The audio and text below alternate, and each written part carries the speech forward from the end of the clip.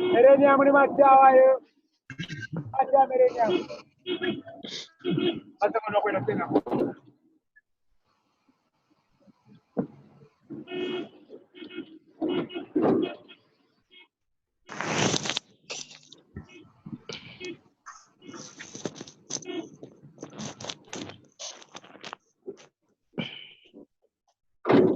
Sisa machawayo. Machawayo kita. Dan machawayo. Hata kuna tena.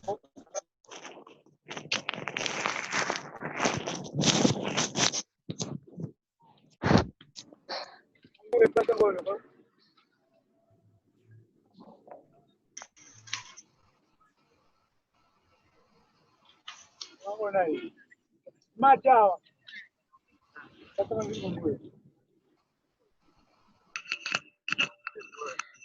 One. Mr. Chewe, mute your mic. Mr. Chewe, ndi matawa. Mute your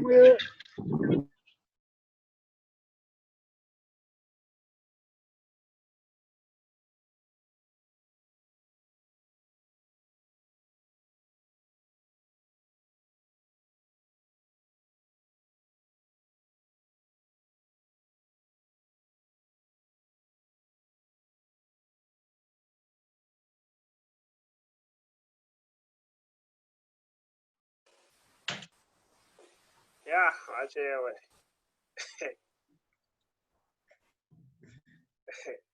Mr. Kanyambo. Yes, sir. We are ready to go. Okay. Otherwise, we'll start hearing another presentation.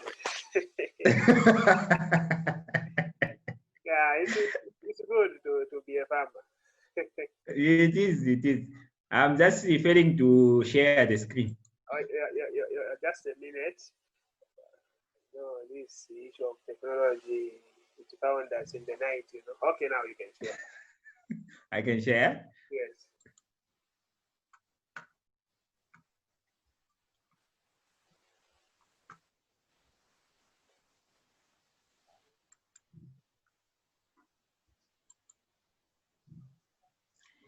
Yes. You can all see clearly the screen, eh? Just a thumbs up will show me if you can see properly. Okay, we are good. All right. So as I was saying, I can see. Okay, good. Yeah, I can see a lot of thumbs up, which is good. So those are the things that we need to really take good care of. So we have talked about oxygen. Now we have talked about temperature. Let's move on to pH. pH is a very good factor also, a very good friend of ours, as we always say with Mr. Mkonda, that we need to look at. You know, dreams, they do well within at least 6.5 to about 8.5. The majority of these breams will do better within that particular pH. But when the pH is low, yes, sir? So I just wanted to make sure that somebody is taking note of the questions, because it's like they're being wrapped after 40 minutes. So I don't know, in the previous sessions, there were a couple of questions and they're no longer here. Is somebody taking note of them? Mr. Mkonda said he's taking note. Mr. Mkonda, please take note of our questions. Let him confirm that he has taken note of them. Mr. Mkonda. I think it should show because it was recorded. Mr. Mkonda. The questions are there. I'm going to run through the questions. Okay, all right. They are there in the chats. So when you give us time for questions, I will just run through the questions.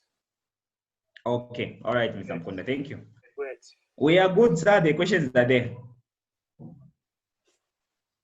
All right. So as I was saying, most of these brims, the pH, they will do well in pH of 6.5 to about 8.5.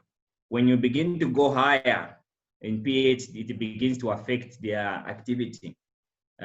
So we need to ensure that even when you do our measurements, our routine testing, we need to ensure that at least when the pH is in a range of 6.5 to 8.5, our species will perform just well, just better. So let's not have too much alkaline in our water. Let's not have too much acidic in our water. That's why sometimes you find that rainwater has got too much acid, so it's just that when it falls in a pond, it's different when you have a tank. And sometimes there's alkaline water and the like. So the other thing that I need to make mention is that there are some of us who are using council water. Council water has a tendency to have, chlorine and the like. So you leave it exposed to the outside before you put it in your system. That also will help stabilize the pH in that in that system. The other thing that we need to make mention is that too much carbon dioxide or carbon in your water will actually raise or drop the pH, because carbon, when it reacts with water, it will make carbonic acid. So those are the things that we need to be wary of. The same way you have bases reacting with water will give you alkaline solution. So we need to ensure that we constantly flush out water in our system so that we maintain most of these parameters. Basically, for pH, I know for pH, it doesn't affect us very much, but it's also a very important parameter that we need to look at. Mr. Kanyimbo. Yes, sir. Sorry, I'm not asking a question, but I'm just looking at the parameters. Same for temperature, oxygen, and pH. If you look at your key there, to me, the colors actually should mean something, as opposed to just all of them measuring for temperature. But at what range? I think the range should be very clear, or the parameters that you are comparing. Okay. Okay. If you heard what I said earlier, this is a report we did. That's why I'm giving you highlights, what you need to look at. For example, I said temperature. The best temperature ranges that are optimal for fish growth is around 28 degrees. Okay. Some have gone higher, some have gone low, because we are doing this over a number of ponds and cages. So that's why you find that some are spiking. Some are spiking, some are not. These are different ponds and different cages in different locations. That's why we are having this. So this is basically not one pond, not one cage, but a number of them, and then run through analysis to give us what we are saying. I hope I've answered your question clearly. The other thing is that these are different. Are we together? I think the question is on the color coding down there, because there's lighter green, dark green, and there's also brown. So now those just reading temperature. But I think the concern is maybe where you say maybe 10 to this degree, 20 to what degree, so that those colors were able to differentiate them. Because when you look at the cave, it's just going up and down, up. So we don't know, is it the same temperature we are looking at, or what? Maybe they should have been a khaki to differentiate these three colors, to tell us what Exactly. they are meaning. Yes. Okay, okay, yeah. So what this means is that actually these different ponds, okay? That's what I'm saying, different ponds and different cages all mixed together and tanks.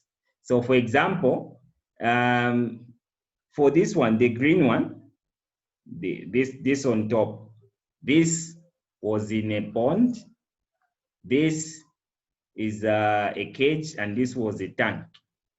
So these are the differences. That's why we just put them there for our own analysis. But the basic thing that I'm trying to bring to your attention is what are the ideal parameters for temperature or for oxygen. That's why I was making indication even here. So these are the same thing, different cages, different ponds, and different tanks. So different systems, in short. These are the ones that you are able to see. But what I'm telling you for you to know is that what is important, or the things you need to look out for. So there are some things that we look out for us as researchers, but there are things that you need to know as a farmer. So as a farmer, as I'm indicating, at least you need to have an average of about 3.5 to above 3.5 milligrams of oxygen will be good for your system, for you to for your fish to grow better. For temperature, it's the same thing. We are telling you to say at 28 is optimal for your for the better behavior of your fish, response to feeding, resistance, and all those. These are the things that I'm indicating. Are we together, Mr. Webster? Mr. Webster? Okay, all right. So these are the things. It's not that even on the pH, it's just the same thing. These are just different systems that I'm showing you about. So these are the parameters that I'm talking, but this is what they mean. So different systems just mixed together. Okay. But for the pH, as I'm saying, the pH, the ideal pH will be from at least 6.5 from here, as you can see, to at least 8.5. Within this, your fish will be performing well. Within this, you are able to achieve your growth target. Should everything be optimal within this range? I hope you are followed. Okay, so for salinity, I don't know where the issue for salinity is. I don't know if I've skipped it or something. Okay, for salinity, it's not very much, it's not a lot of things, but for you to understand, if you can take note, kindly take note and write this down. For salinity, this part of the world where we are, or in our country, many are the times that we find our water is fresh water. So the salinity in fresh water is very low for fish to survive. Salinity is just the amount of salt concentration that is present in your water. And this water that we have around here is actually fresh water.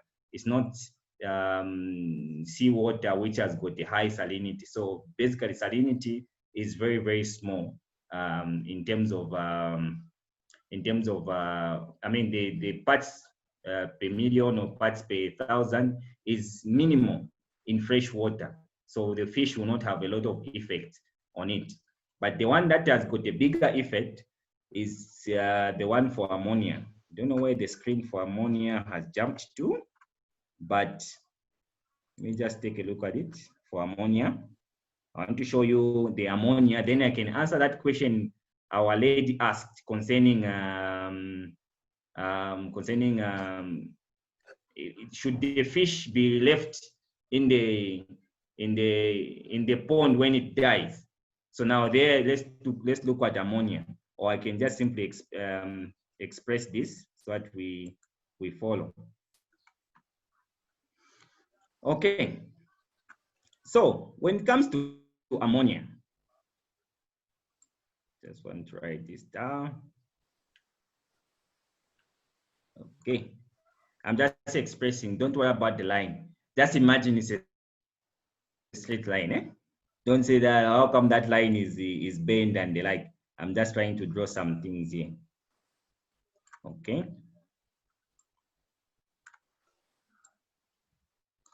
Okay. So we're looking at ammonia, or let me just write it like this.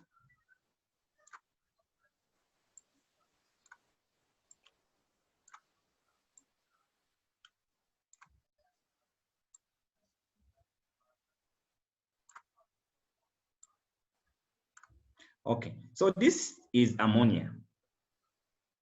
All right. Imagine this is a straight curve, and you have food.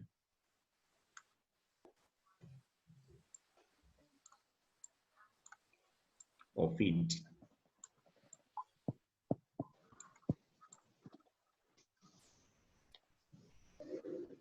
Okay, so I hope you are able to see this small draft I'm making. Now, there are things that are very important that affect the ammonia levels in your pond. And ammonia is toxic.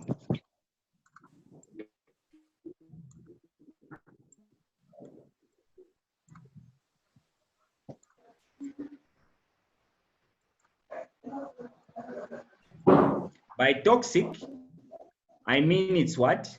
It's poisonous. It's different from this.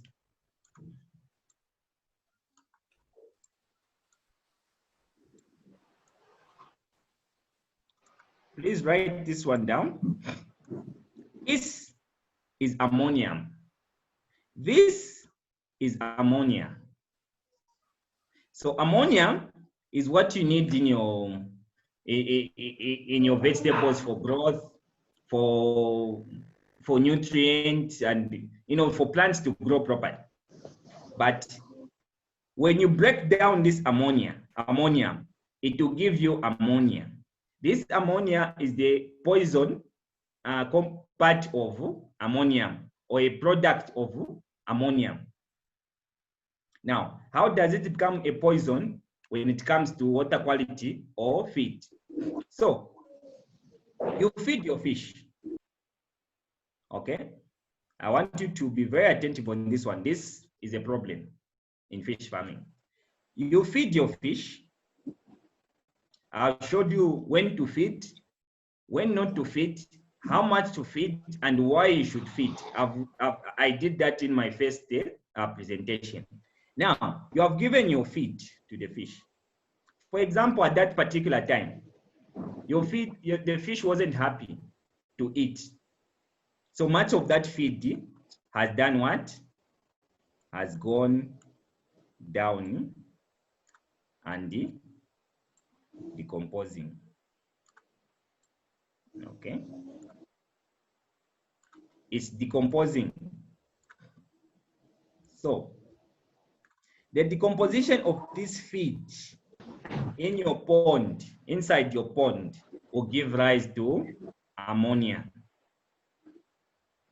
This ammonia is dangerous. It kills fish. The other reason where you can get ammonium is when you fertilize your okay. When you fertilize your pond fertilization, please write this down. I may not manage to write everything, but write it down. When you fertilize your pond, okay, we tell you before you stock your ponds, you make sure you fertilize it. But again, if you do not fertilize your pond very well, it will lead you to water quality issues. Much of it will be the aspect to do with the ammonia. So if you do not fertilize your pond well, for example, there's a tendency of getting manure and throwing in your pond. Okay, I'm getting feedback. So when you fertilize your pond by just throwing the manure in your pond, that manure will decompose. That decomposition will break it down to aspects to do with one, carbon, or the majority of biological matter. Carbon. So carbon forms an important aspect of most of these natural components or natural organisms. So that carbon will react with oxygen, will give you carbonic acid, as I'm from explaining in the pH, But other things will be nitrogenous. Some feedback, please. Feedback. Yeah. Switch your mic.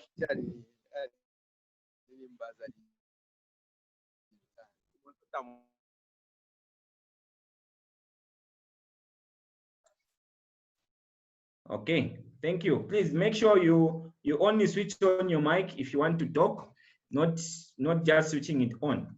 So as I was saying, from the carbon, from the decomposition of biological matter, you get carbon, you get nitrogen, you get other aspects. So the carbon in the water will react with water to give you carbonic acid.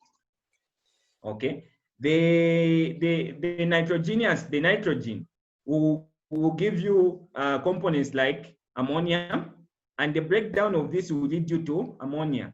This is not poisonous, but this is poison, and it will give you problems in your pond. So when there is too much decomposition, the amount of ammonia in your pond, imagine this is the level, the normal parameter of your pond. It will go above.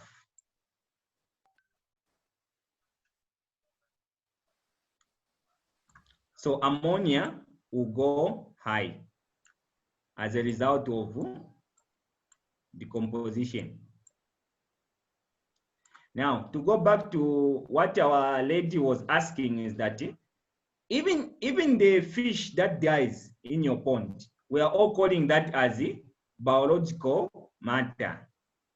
Okay, biological matter. So biological matter will be one, the fish that is dying. Number two, the fecal matter, the fish will excrete. Okay, those excretion is also part of biological matter. The other thing would be aspects to do with feed. If the feed, for example, the fish doesn't want to eat, you keep on overfeeding them, feeding them, some of that feed will go down and that will begin to decompose. And when all these things begin to be at play, the amount of ammonia will go high. And this is perhaps at which your fish can contain the ammonia levels. It will begin to poison the gills of the fish. It begins to inhibit the amount of oxygen that the fish is going to take out of the water. What do you expect? The fish is going to die. And what has caused that? Because of the presence of too much biological matter in your pond. The other aspect is that I mentioned the manure. The manure decomposes. It gives rise to plankton. Okay.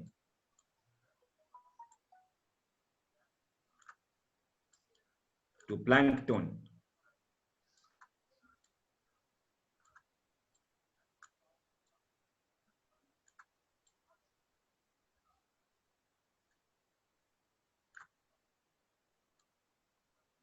Okay, this is plankton. So plankton is the green matter you see, or the algae. For layman language, you say the algae you see in your pond. That is plankton.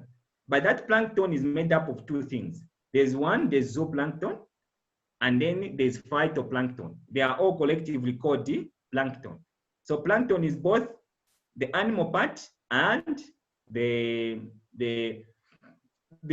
plant part. So all those things will give rise from the manure.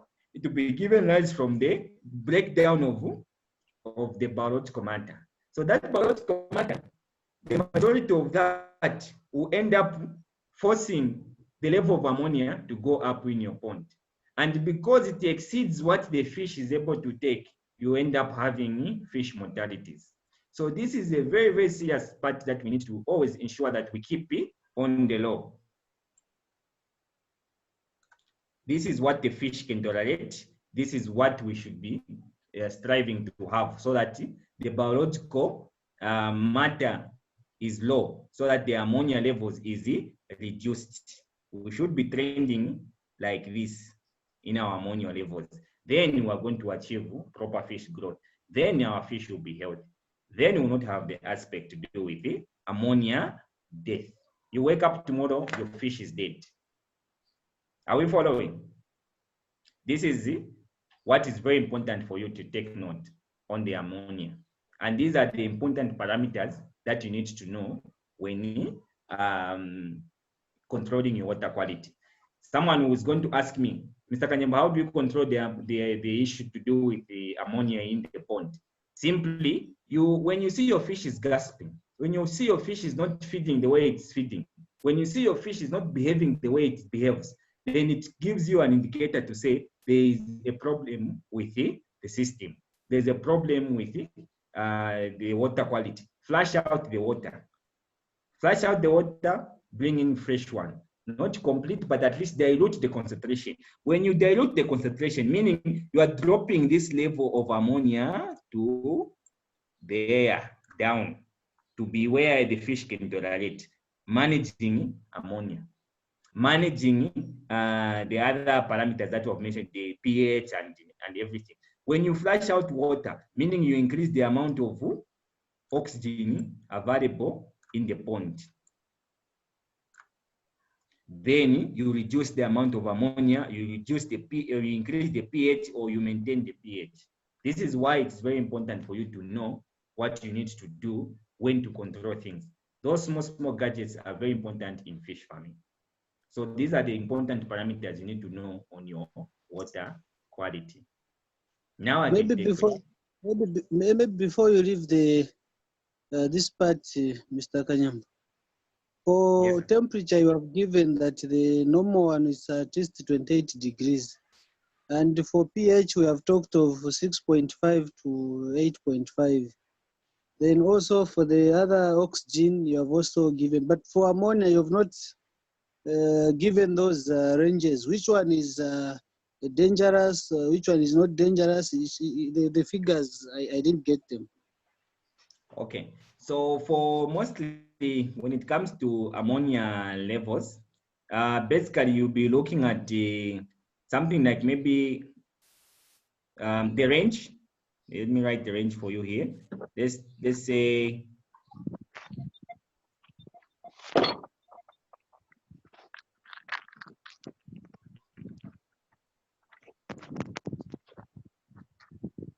and also I need to make mention that this is also species specific.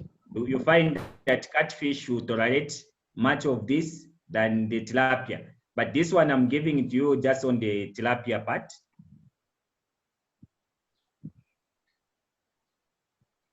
At least from there up to 100.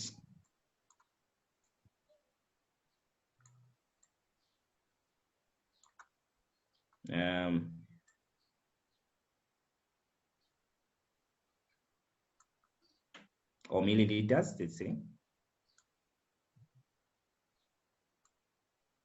This is very high. It will kill the fish. Basically, you should be looking at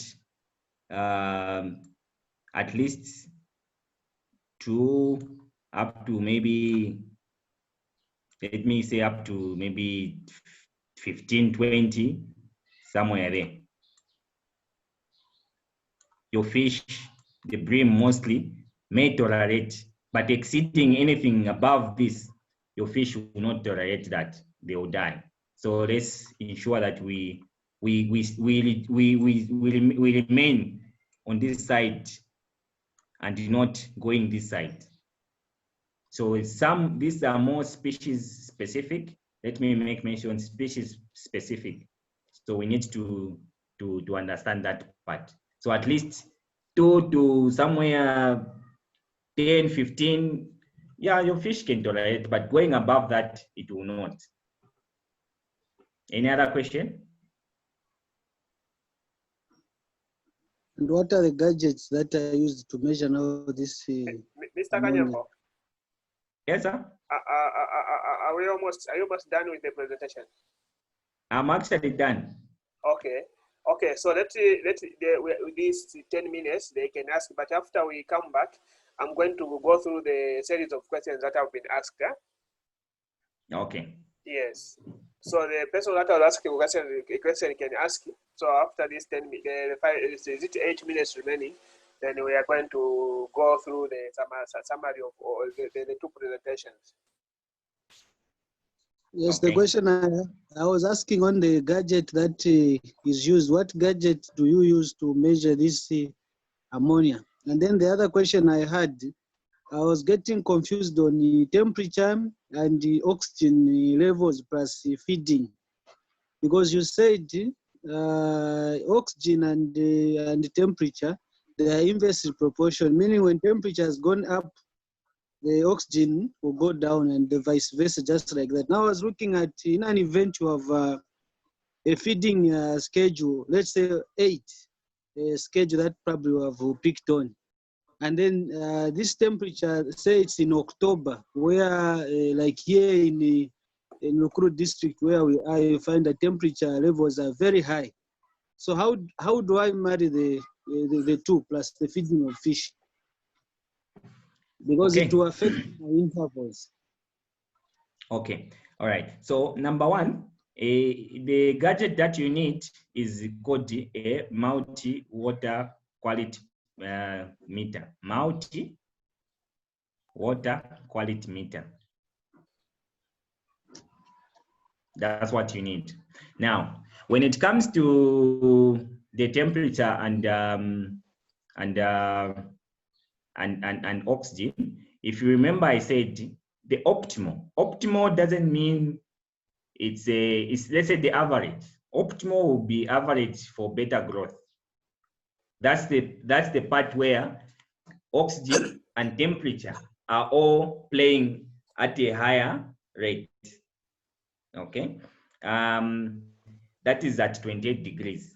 So for example, if let me see if I can have a new board, or I can clear this. I'm able to clear this, right?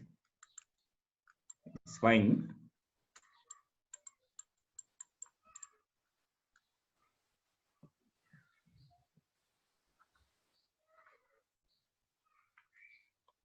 Technology. I'm rubbing my own board. No, yeah, we are enjoying the benefits. You know, some of these things like COVID has brought a lot of changes. If it were not for COVID, I doubt if this was going to be the story of life. Yeah. Now is my highlight or whiteboard. We'll start eating soft copy fish very soon. Yes. Technology is advancing. Undo. Now I don't even know where my pointer is. Locate it, my friend.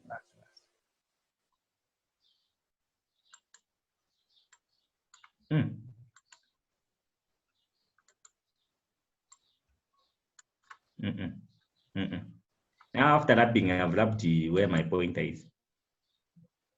Anyway. You are overdoing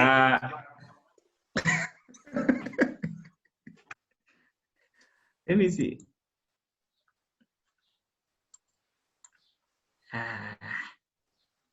Okay, you can continue, man. Okay. This technology. What of the new page? You can bring the new page. You can do a new page. Yes.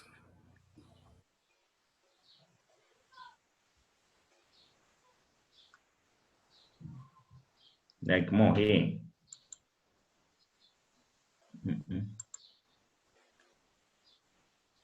Okay, so what you do during the recollection phase, you can work on that one. So let us handle some of the questions that are here. Okay. Oh yeah. Finally, I got it. Oh, you got it. Okay. We are back to business. Okay. Yeah. Anyways, yes. We're back to business. This is where I like it. Forget about this one. Eh? If I wrap it, we may go back to the same problems we have just from having.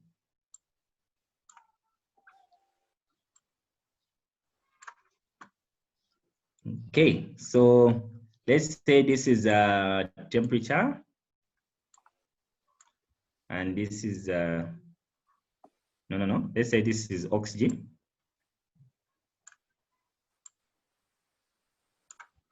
And this is temperature. Okay, so we have let's say 10. We have 20. Here we have 30.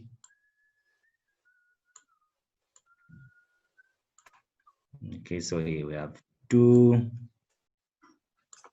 We have 4. We have 6.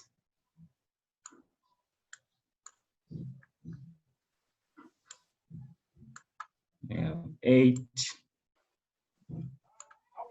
Okay. All right.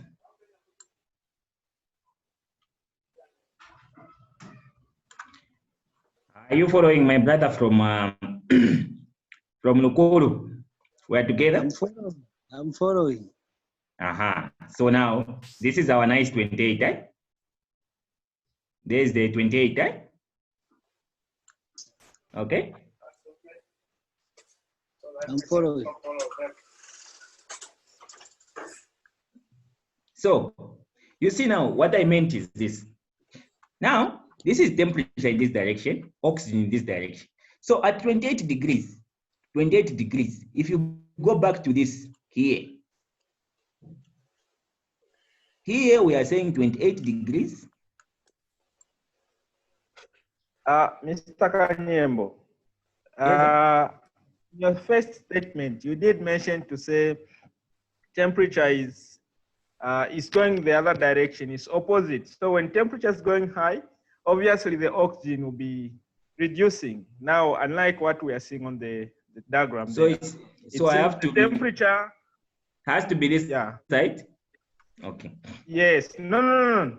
The numbers, when the temperature is going high, that means oxygen will start decreasing. Unlike the numbers. Yes. So this will be 8, right?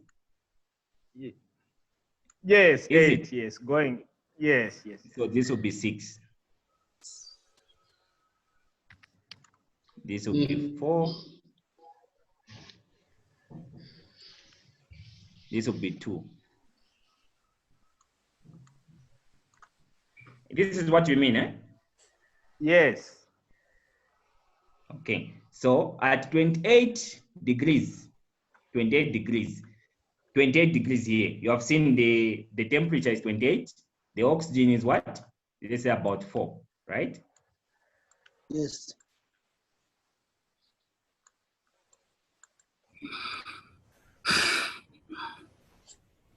I've got less than 1 minute, but we'll continue from there. So meaning if the temperature, if the temperature goes higher, I'm sure it's because of my drawing, but if the temperature goes higher, yes, so it will be, you see, the temperature is high. Where is the oxygen? Low, right? Yes. The temperature is reduced. The oxygen is